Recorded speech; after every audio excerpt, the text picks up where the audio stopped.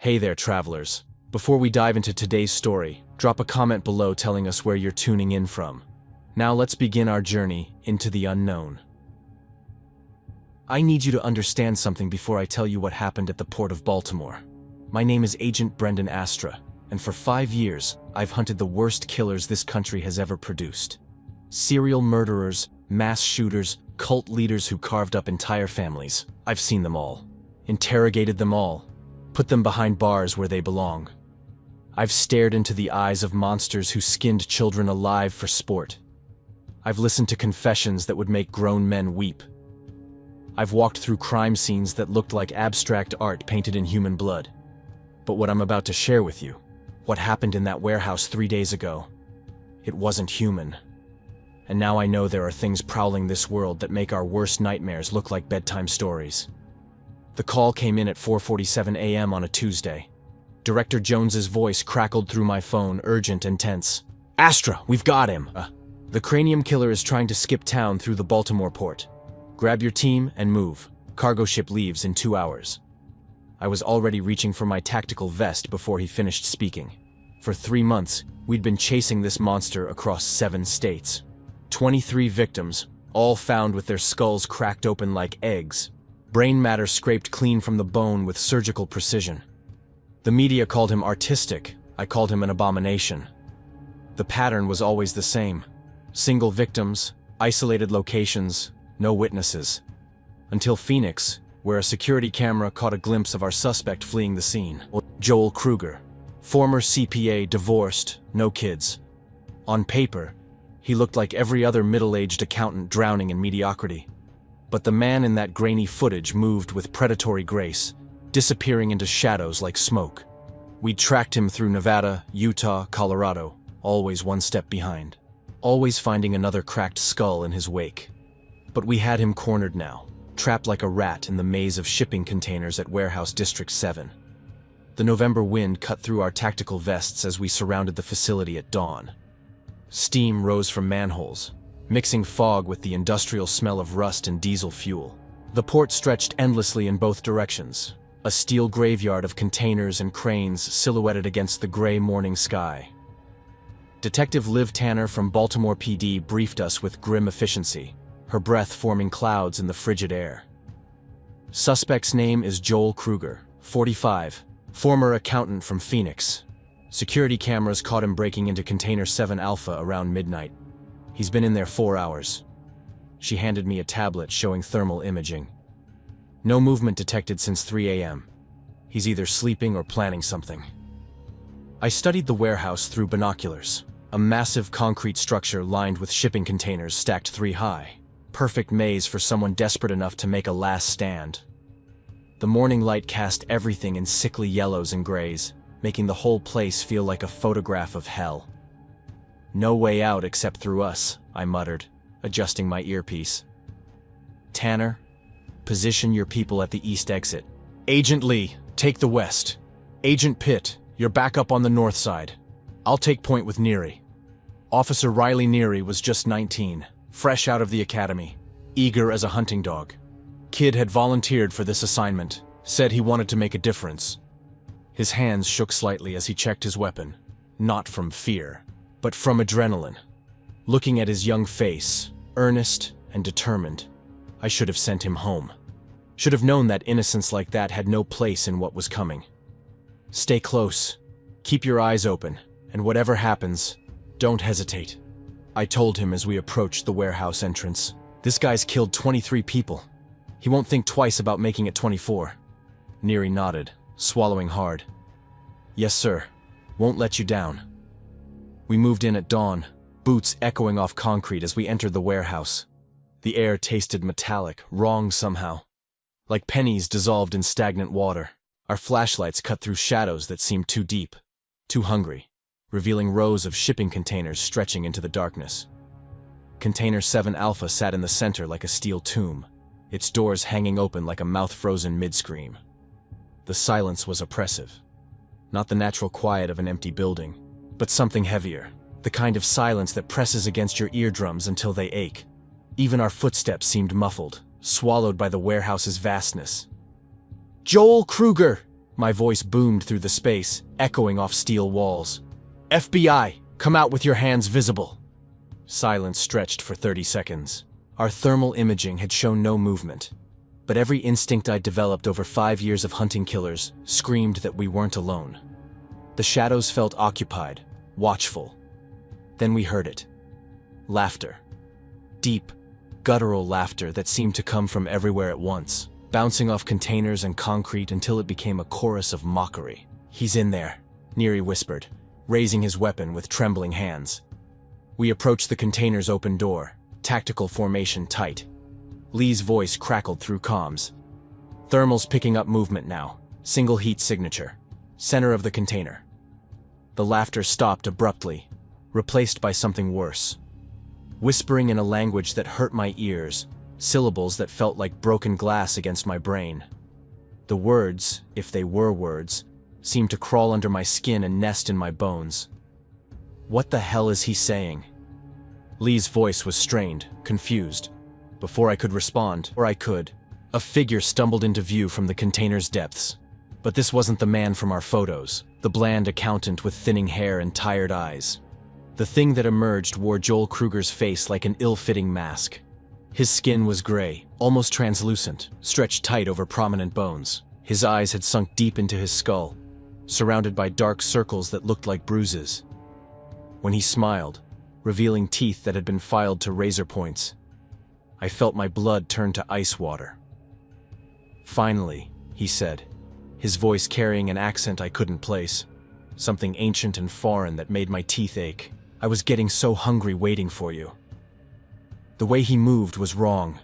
His joints bent at angles that shouldn't be possible, and when he walked, his feet barely seemed to touch the ground. There was no humanity left in those sunken eyes, just a cold intelligence that evaluated us like cuts of meat in a butcher shop. "Hands where I can see them!" I shouted, but Kruger just kept walking toward us, that horrible smile never leaving his face. Behind him, the container's interior was stained with something dark that reflected our flashlight beams. Then he opened his mouth wider than any human mouth should open and spoke in that alien tongue again. Harsh, clicking sounds that made my vision blur and my inner ear throb. The words felt like they were trying to rewrite something fundamental in my brain, like fingers made of sound reaching into my skull. Officer Neary suddenly jerked like he'd been struck by lightning. His weapon, which had been trained on Kruger, swung toward Detective Tanner with mechanical precision. "Neary, what are you doing?" I screamed, but the kid's eyes were blank, unfocused, pupils dilated to black pools. He pulled the trigger without hesitation. Tanner dropped instantly, the back of her skull erupting in a spray of red that painted the concrete behind her. She didn't even have time to scream. Chaos erupted like a dam bursting. Other officers began turning their guns on each other with the same mechanical precision, movements jerky like marionettes controlled by a drunk puppeteer. Lee shot Agent Pitt in the chest, the muzzle flash lighting up Pitt's surprised face for a split second before he crumpled. Pitt managed to return fire even as he fell, catching Lee in the throat and sending him spinning into a shipping container. Bodies dropped around us as our entire team turned into enemies, all while Kruger stood in the center of the massacre, arms raised like a conductor leading his orchestra of death. His laughter mixed with gunshots and dying screams, creating a symphony of horror that will echo in my nightmares forever. I dove behind a shipping container as bullets sparked off steel around me, leaving bright scratches in the paint. Through gaps in the containers, I could see Neary fighting against whatever was controlling him, tears streaming down his young face as his finger found the trigger again and again. His mouth was moving, trying to scream, but no sound came out except the mechanical clicking of an empty chamber. "Stop it!" I roared at Kruger, my voice cracking with rage and desperation. "What did you do to them?" His laughter echoed off the walls like broken glass. "Nothing they weren't already capable of, Agent Astra.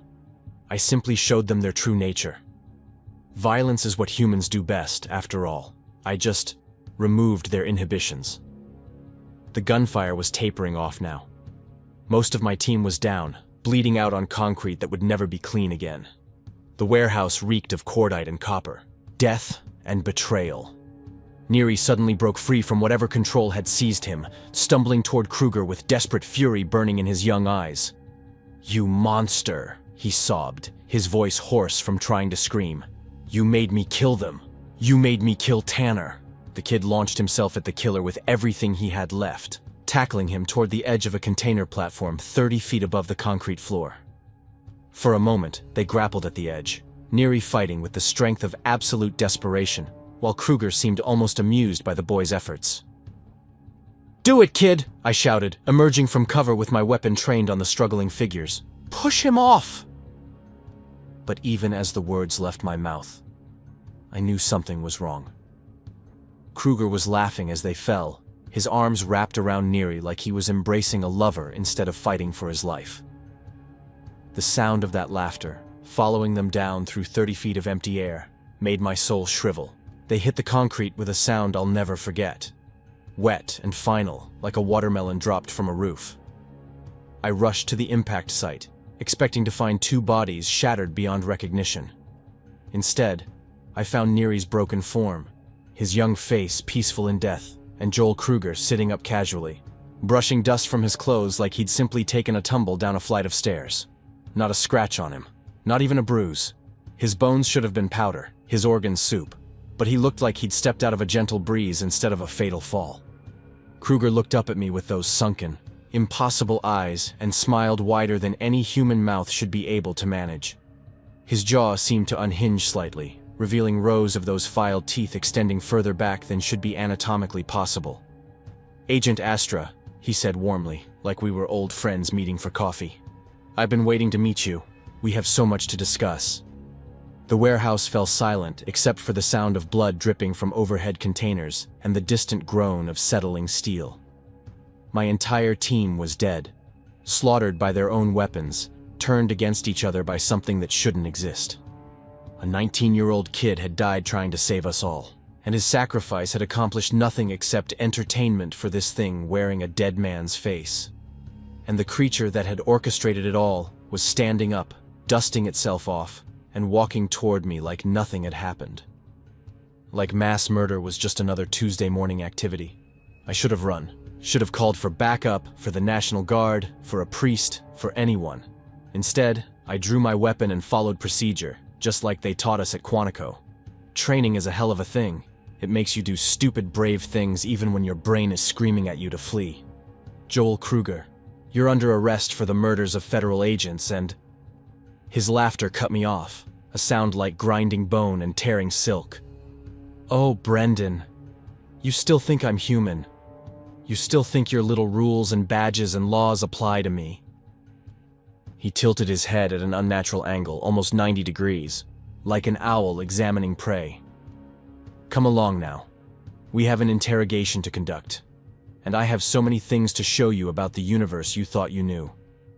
The interrogation room in the Baltimore FBI field office had seen its share of monsters. Rapists, child killers, terrorists. They'd all sat in that metal chair, faced those concrete walls, sweated under those fluorescent lights. I'd personally interrogated a cult leader who'd fed 13 children to his followers, a serial arsonist who burned entire families alive for the thrill, and a cannibal who kept trophies from 47 victims in his basement freezer. But none of them had made the room feel like this. None of them had made the very air seem poisonous just by breathing it. Joel Kruger sat perfectly still, hands folded in his lap like he was waiting for a church service to begin. We'd managed to cuff him somehow, though I noticed the steel restraints looked strangely loose around his wrists, as if his bones had somehow compressed to let them slide on. The transport from the warehouse had been eerily quiet. No struggles, no demands for lawyers, no protests of innocence. He'd simply climbed into the van and hummed something under his breath that made the driver's hands shake on the steering wheel. The driver, Officer Martinez from Baltimore PD, had pulled me aside when we arrived. "Agent Astra," he'd whispered, his face pale and drawn. "That thing in there. While we were driving, I kept wanting to turn around and look at it, like it was calling to me. And when I did look in the rearview mirror," he shuddered. "For a second, I swear I saw something else in the back seat. Something that wasn't human."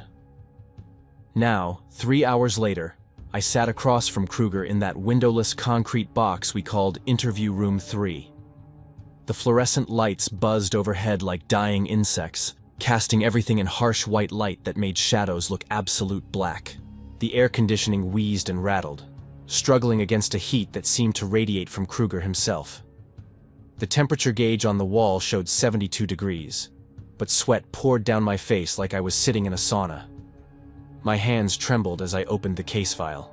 Inside were crime scene photos from 7 states, 23 victims with their skulls cracked open like eggs, their brain matter scraped clean with surgical precision. The forensics teams had been baffled by the extraction method. No tool marks, no tearing, just perfectly clean removal as if the brain tissue had simply vanished. Looking at them now, after seeing what this thing could do, I realized we'd never understood what we were hunting. This wasn't random violence or sexual sadism. This was something feeding. Each photograph told a story of horror that went beyond mere murder. The victims' faces, frozen in their final moments, showed expressions of confusion and terror that suggested they'd been conscious during their brain extraction. Security footage from 3 of the crime scenes had captured their final minutes. Each victim had stood perfectly still, not struggling, not screaming, just staring straight ahead with empty eyes while something invisible worked inside their skulls. "You don't look well, Agent Astra," Kruger said, his voice soft and concerned, like a doctor noticing symptoms. "The warehouse was traumatic, wasn't it? Watching your colleagues turn on each other like animals. Seeing young Riley's life snuffed out trying to play hero." I looked up sharply. His eyes had changed since the warehouse. Where they'd been sunken and dark before, now they seemed to glow with their own dim light, like coals banked in ash. The gray pallor of his skin had deepened to something that resembled wet concrete, and I could see dark veins pulsing beneath the surface. But they pulsed in the wrong rhythm, too slow for a human heartbeat. "You know what happened to Detective Tanner's family afterward?" Kruger continued conversationally. "Her husband received the call about her death 30 minutes ago. He's at home right now, trying to explain to their 8-year-old daughter why mommy won't be coming home. The little girl keeps asking if it was her fault, if she'd been bad. Children always blame themselves, don't they?" My blood ran cold. "How could you possibly know that?" His smile was gentle, almost paternal. "I know many things, Agent Astra. I know that Agent Lee had been planning to propose to his girlfriend this weekend.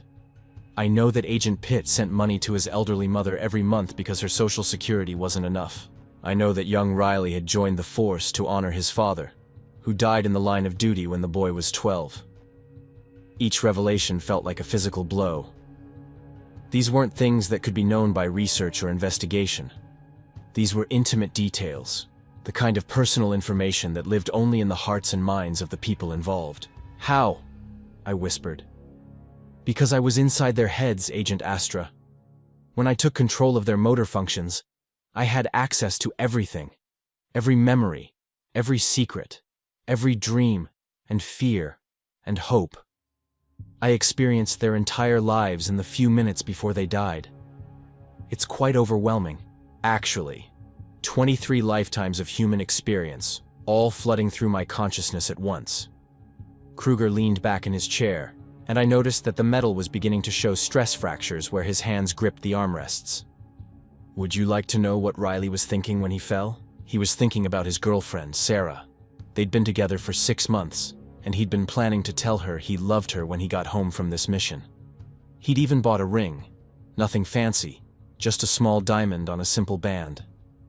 It's in his apartment right now, in a box hidden under his socks. Tears burned my eyes. I'd known Riley for less than 6 hours, but the kid's enthusiasm and courage had reminded me why I joined the FBI in the first place. To know that he'd died with love in his heart somehow made his loss even more unbearable. "You want to know what you are," I said, trying to keep my voice steady and professional. "That's why you came quietly. That's why you're sitting here instead of running." His smile stretched wider, revealing more of those filed teeth. I counted them, far more than any human mouth should contain, extending back into his throat like a shark's. "Very good, Agent.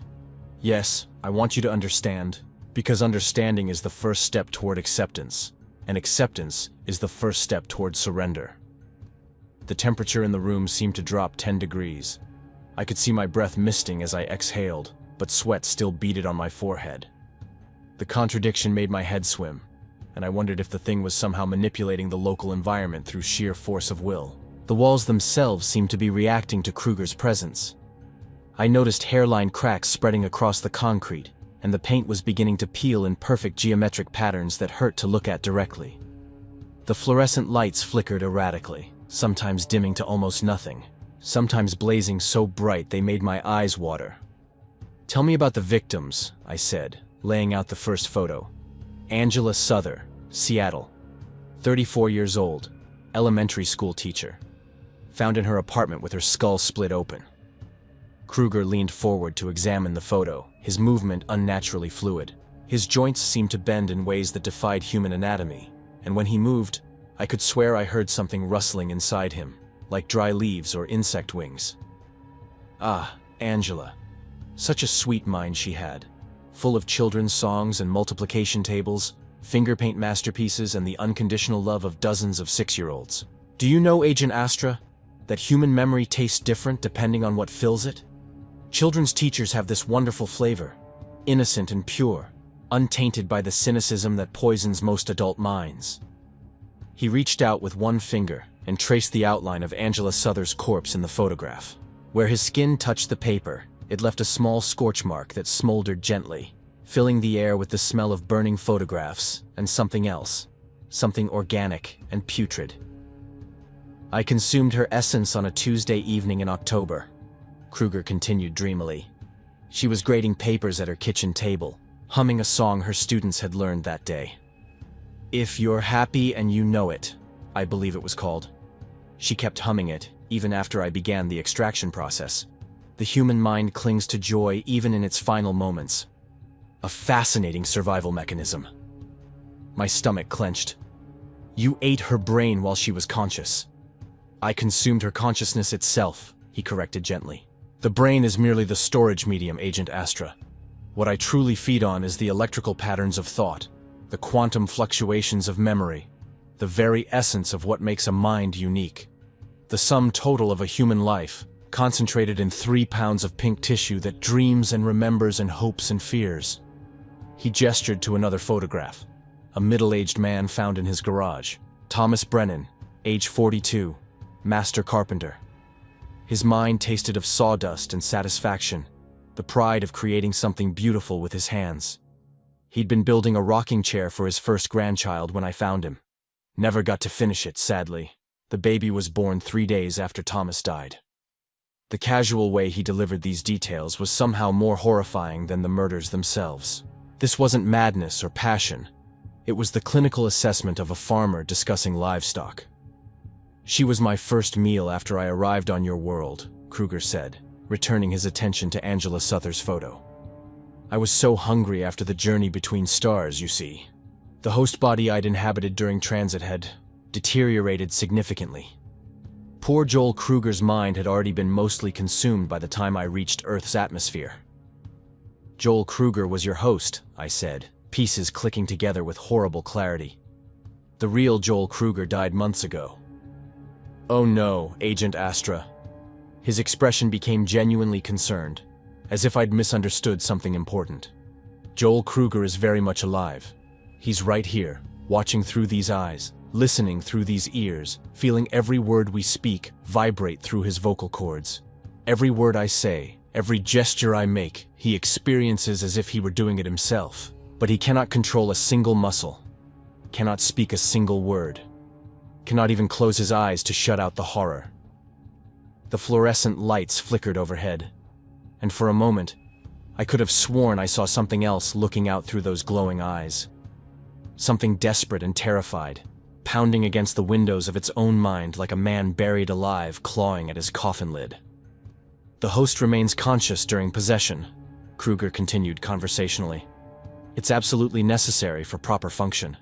A dead brain cannot process the neural pathways I require for motor control, sensory input, and memory access. So Joel Kruger experiences every moment of what I do with his body. Every kill, every feeding, every scream of my victims. He feels it all, as if he were doing it himself. I felt bile rise in my throat. The psychological torture implied was beyond anything I'd encountered in 5 years of hunting human monsters. That's eternal torture, psychological hell. Indeed, though I prefer to think of it as efficiency, Why waste a perfectly good consciousness when it can serve as both vehicle and entertainment? Joel's mind provides a constant stream of human reactions to my activities. Fear, revulsion, guilt, despair. It's quite fascinating from an anthropological perspective. The walls seemed to press closer, and the buzzing of the lights became a drone that made my teeth ache. I forced myself to continue, to play the role of interrogator even though every instinct screamed at me to flee. "How did you get to Earth?" I asked. "Where did you come from originally?" Kruger's expression became dreamy, almost nostalgic.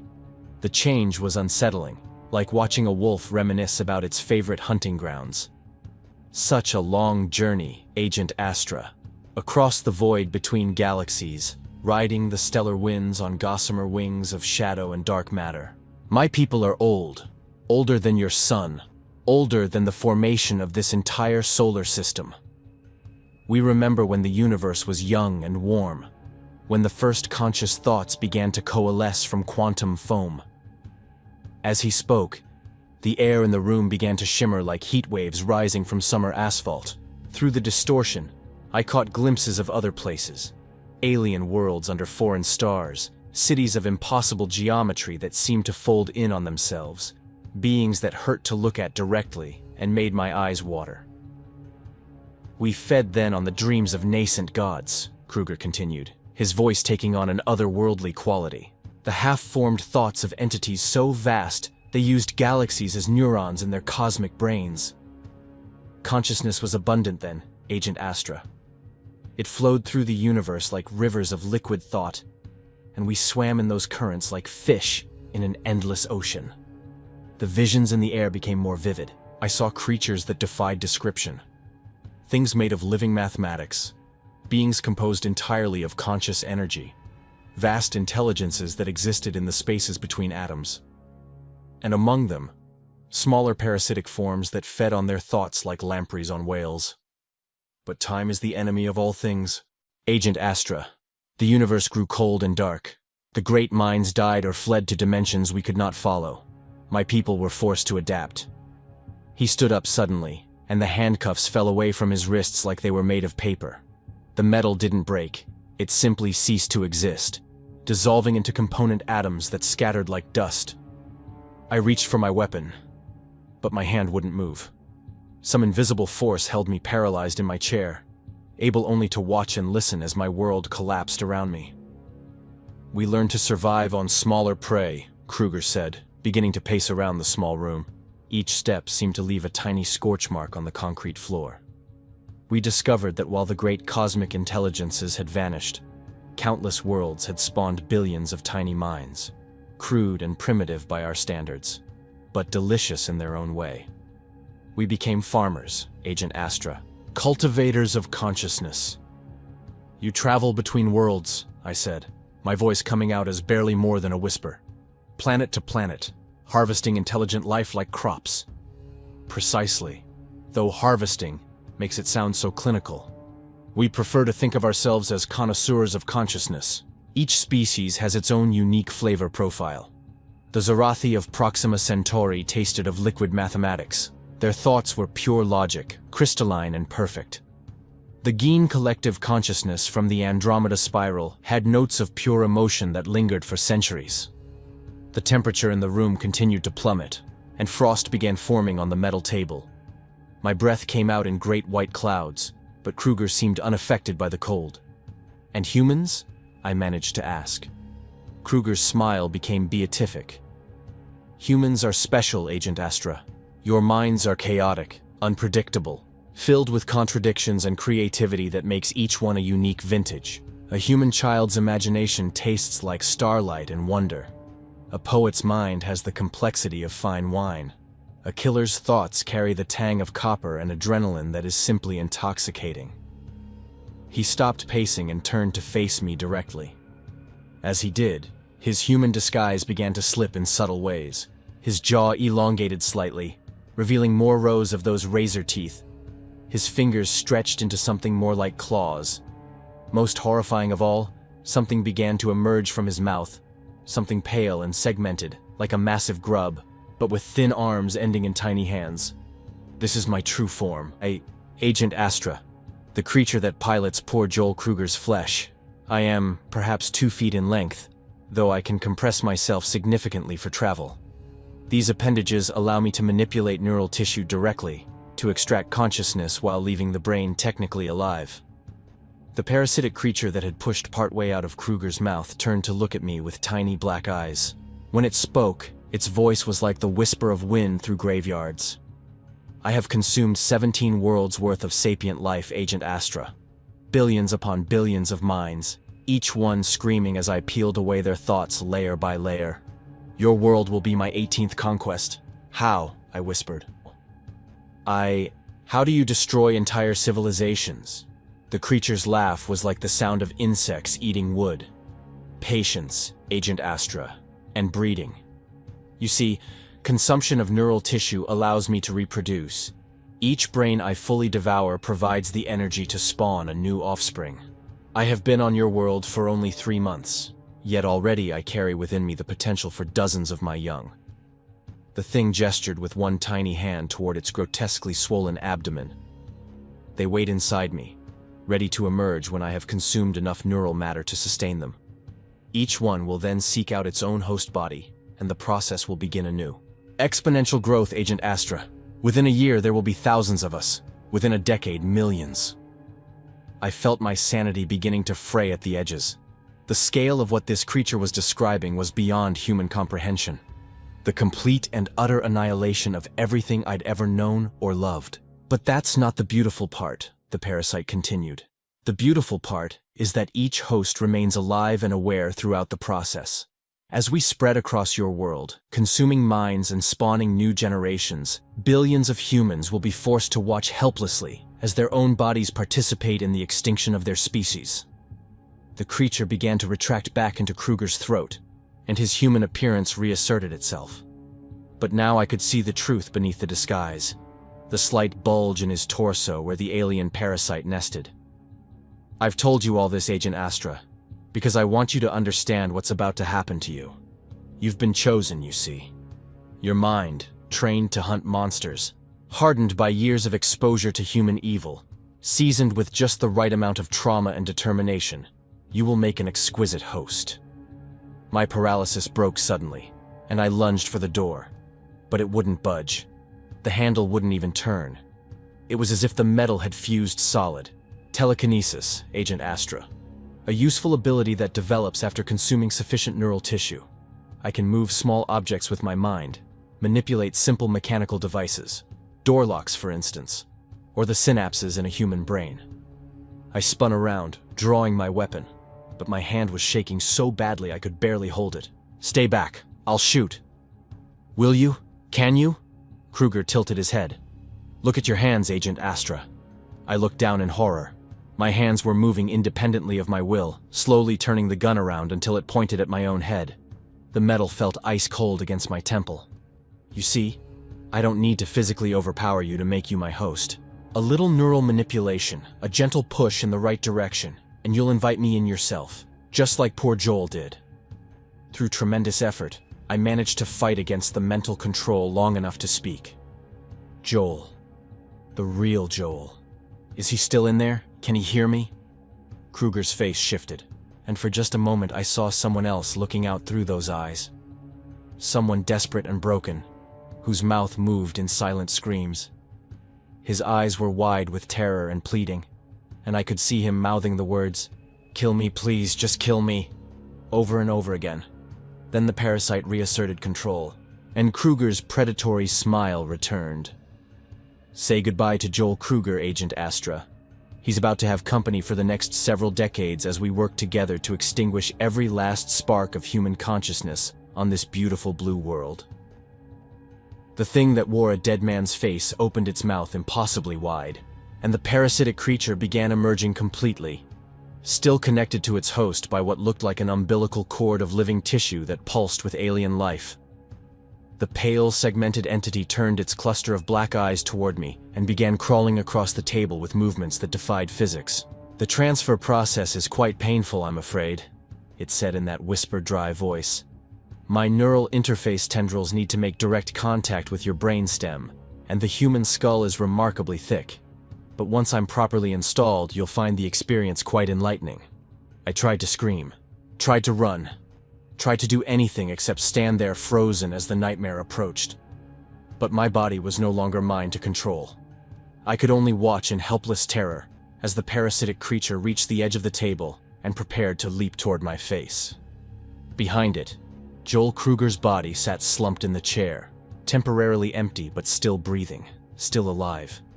And in his eyes, I could see the trapped consciousness of the real Joel Kruger, pleading silently for death that would never come.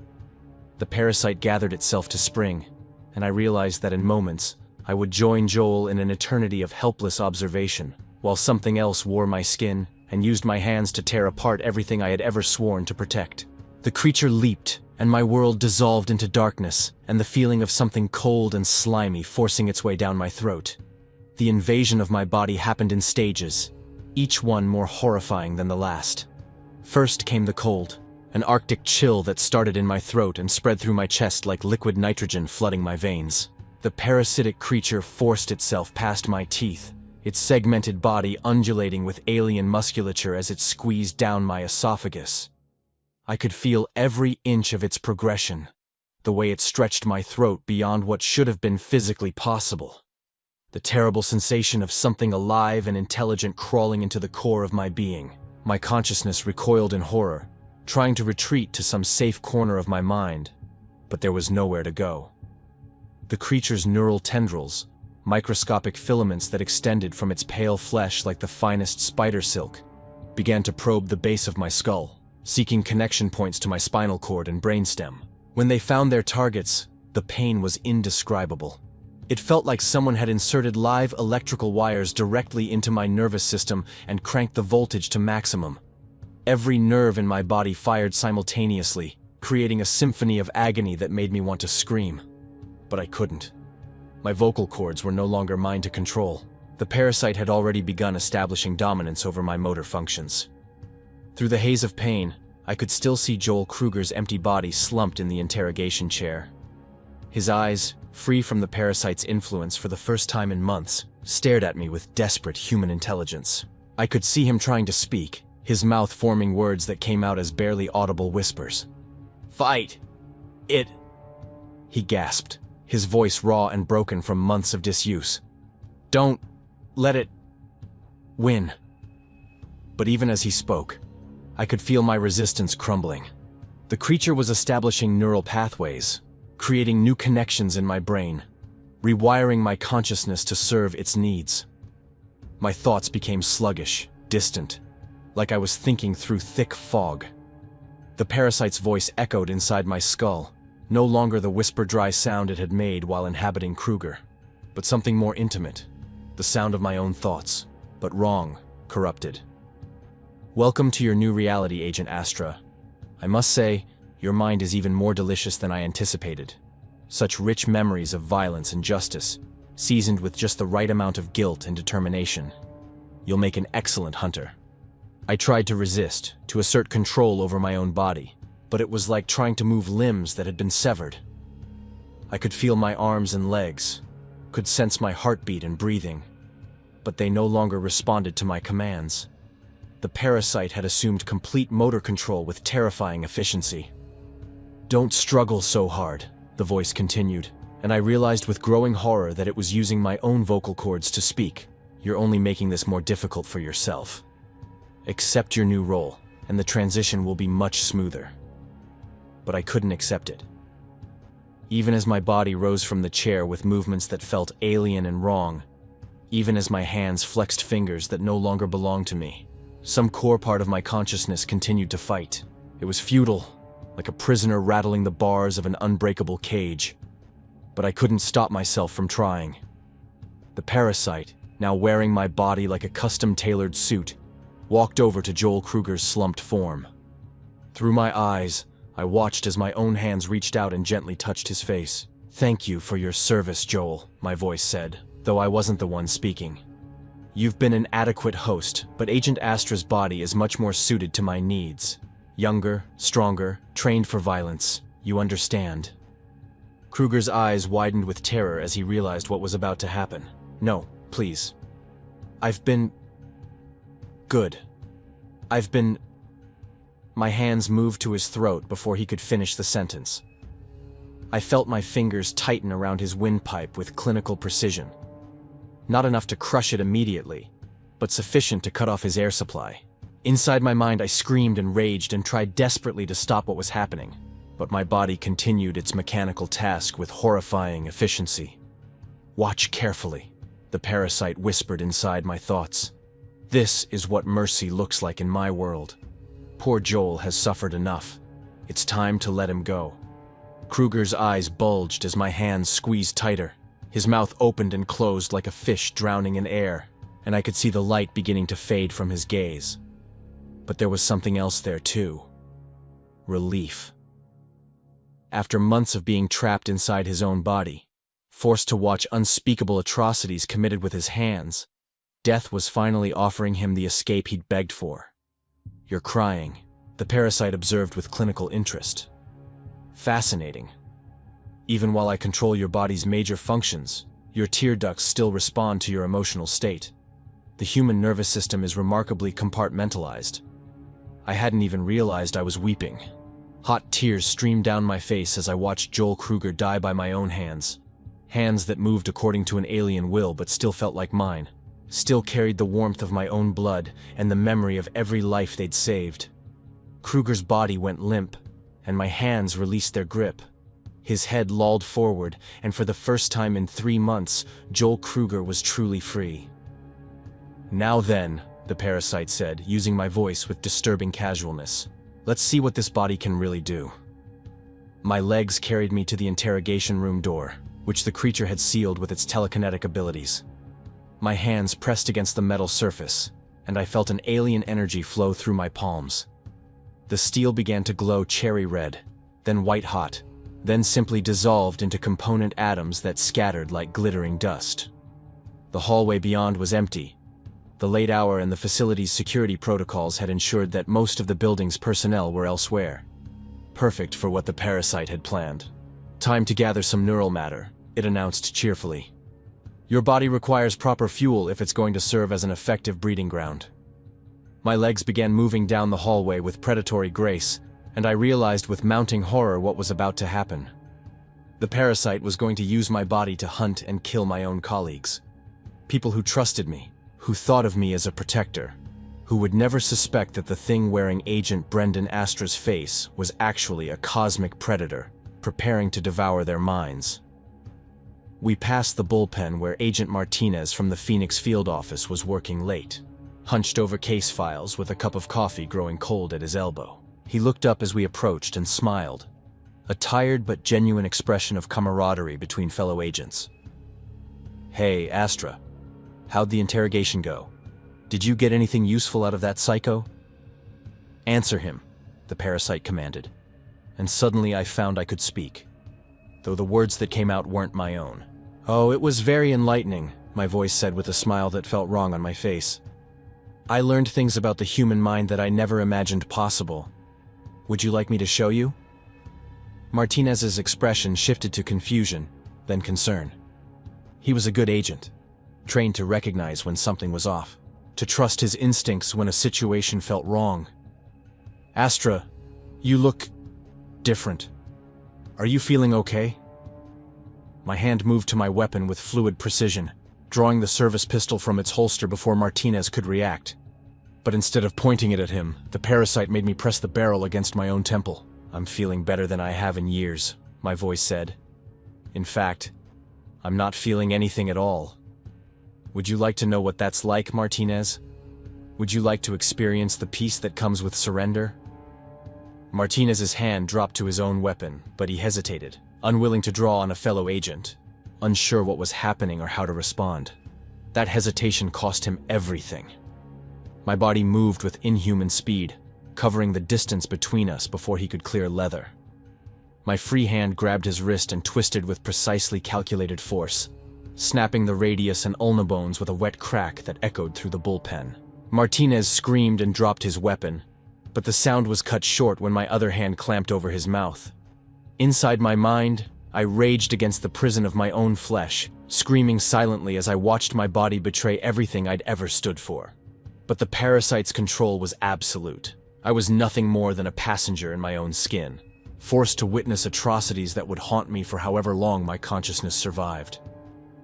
"Hold still," the parasite whispered to Martinez through my lips. "This will only hurt for a moment." My hand moved to the back of Martinez's skull, fingers finding the precise point where the neck met the cranium. The parasite's neural manipulation abilities allowed it to stimulate specific nerve clusters, paralyzing Martinez's voluntary muscle control while leaving his consciousness intact. Martinez's eyes went wide with terror as he realized he could no longer move, could no longer fight back or flee. He could only watch as my face changed, features shifting into something predatory and alien. "Now for the feeding," the parasite announced with anticipation. My mouth opened wider than any human mouth should be able to open, jaw dislocating with a wet pop that sent pain shooting through my skull. But it wasn't my pain anymore, just another sensation filtered through the parasite's alien nervous system. Something emerged from my throat. Not the parasite itself, that remained embedded in my brainstem, controlling my body like a puppeteer. This was something else. A feeding appendage that looked like a cross between a tongue and a proboscis, covered in microscopic tendrils that writhed with hungry anticipation. The appendage touched Martinez's forehead, and his expression changed from terror to blank confusion. The microscopic tendrils began to burrow into his skull, not breaking the skin but somehow passing through it as if it were permeable membrane. Martinez's eyes rolled back as the feeding organ made contact with his brain tissue. "Delicious," the parasite sighed with my voice. "Fear-seasoned memories, years of law enforcement experience, childhood trauma that adds just the right bitter note. Your colleague has lived a rich life, Agent Astra. His consciousness will provide excellent nourishment." I could feel Martinez's memories flowing through my body like an electric current. His first day at the academy, the pride in his father's eyes when he graduated, the night terrors he'd developed after his first shooting, the woman he'd loved and lost to cancer, the cases that kept him awake at night. An entire lifetime of experience being drained away like blood from a corpse. Martinez's face began to change as the feeding continued. His features became gaunt, his skin taking on a gray pallor that I now recognized as the mark of neural consumption. His eyes, once bright with intelligence and determination, became glassy and vacant. The person who had been Agent Martinez was being systematically erased. When the feeding was complete, the appendage retracted back into my throat with a wet slurping sound. Martinez's body remained standing, but there was nothing behind his eyes, just empty biological machinery, continuing to function out of habit. "One down," the parasite announced with satisfaction. Many more to go, but something had changed during the feeding. The consumption of Martinez's neural tissue had triggered something inside the parasite's reproductive system. I could feel movement in my abdomen, things shifting and growing, preparing to emerge. The creature's offspring were beginning to stir. "Excellent," it purred. "The spawning cycle is accelerating. Your body is proving to be an ideal incubator, Agent Astra. Within hours, I'll be ready to birth a new generation of my kind." The implication hit me like a physical blow. Not only was I trapped inside my own body, forced to watch as it was used to murder innocent people, but I was also being turned into a living nursery for cosmic horrors that would spread across the earth like a plague of consciousness. My body left Martinez's empty shell standing in the bullpen and continued down the hallway, seeking more victims. Agent Collins from Cybercrime, Detective Park from Baltimore PD, Forensics Specialist Walsh. One by one, the parasite hunted them down, using my body to betray their trust, to feed on their consciousness while they remained helplessly aware. Each feeding made the creature stronger, and each consumed mind added to the growing mass of offspring that writhed inside my stolen flesh. The spawning process began as we reached the communications center. I could feel something tearing inside my abdomen as the parasite used my body's energy to create new life. Agent Rodriguez looked up from his station. "Astra, what are you doing up here?" "Show him," the parasite commanded. My shirt began to bulge outward as something moved beneath the skin of my torso. Rodriguez's eyes widened in horror as my flesh began to tear. Not bleeding, but opening like a flower blooming in fast forward. From the cavity that had once been my stomach, pale shapes began to emerge. They were smaller versions of the parent creature, each perhaps 6 inches in length, with the same segmented body and delicate manipulator arms. But where the adult parasite had been contained within a human host, these juveniles moved with their own alien grace, ready to seek out new bodies to inhabit. Rodriguez tried to run, but the parent creature's telekinetic abilities froze him in place. He could only watch in paralyzed terror as the offspring swarmed toward him, their tiny black eyes reflecting an intelligence far older than human civilization. "The next generation begins," the parasite announced through my lips as the juvenile creatures reached Rodriguez's immobilized form. "Soon, every person in this building will serve our cause." I watched in helpless horror as Rodriguez's eyes went blank, invaded by one of the spawned parasites. His face took on the same predatory expression I'd seen on Kruger. Within minutes, he was no longer Rodriguez, just another puppet in the growing army of the possessed. The juvenile parasites spread throughout the building like a plague, seeking out every warm body they could find. Security guards, night shift cleaners, agents working late cases, all fell to the swarm of hungry parasites. Within an hour, the Baltimore FBI field office had become a nest of cosmic horrors wearing human faces. They moved with coordinated precision, accessing computer systems, downloading classified databases, preparing for the next phase of their invasion. "Time to spread beyond this building," the parasite announced as the last creatures found hosts. "There's an entire city out there, Agent Astra. Millions of minds waiting to be harvested." My body led the possessed agents to the building's roof access. The cool night air hit my face as we emerged onto the rooftop, but I felt no relief. The parasite had transformed my body into something beyond human physiology. Stronger, faster, more resilient. "Observe," the parasite commanded as it flexed muscles that shouldn't exist in human anatomy. "Your species evolved for a gravity-bound existence, but my kind were meant for so much more." My body crouched at the edge of the building's roof, and suddenly we were airborne. Not flying exactly, but moving through the air with impossible grace, defying gravity through some alien adaptation. Below us, the lights of Baltimore spread out like a circuit board, each illuminated window representing another potential host. "So many thoughts down there," the creature mused as we soared above the city. "So many dreams and fears and memories, all waiting to be harvested." We landed on the roof of a downtown apartment complex, and the possessed FBI agents spread out to begin the next phase of their invasion. They had human identities now, human credentials, human knowledge of how to move through society without raising suspicion. "You're wondering how long your consciousness will survive," the parasite observed. "The answer is, forever. You'll be here to witness every moment of humanity's extinction, every scream of the consumed, every final breath of the last free human mind. When it's over, when Earth is nothing but a breeding ground for my kind, we'll move on to the next world, and the next, and the next, and you'll be with us through it all. Agent Brendan Astra, the last free human consciousness in a universe that no longer has any use for your kind." The parasite turned my head toward the eastern horizon, where the first pale hints of dawn were beginning to show. "Such a beautiful sunrise," it said with my voice. "The last one your species will ever see as the dominant life form on this world. Welcome to the new Earth, Agent Astra. Welcome to the age of the harvesters." And as the sun rose over Baltimore, painting the sky in shades of red that reminded me of blood, I realized that my story was ending exactly where it had begun, with me, Agent Brendan Astra, hunting monsters in the darkness. The only difference was that now, I was the monster being hunted by the last flickering remnant of my own humanity, trapped forever in a body that no longer belonged to me, forced to watch as everything I had ever sworn to protect was consumed by a hunger that existed beyond the boundaries of human understanding. The Earth belonged to the parasites now, and I would be alive to see every horrible moment of what came next.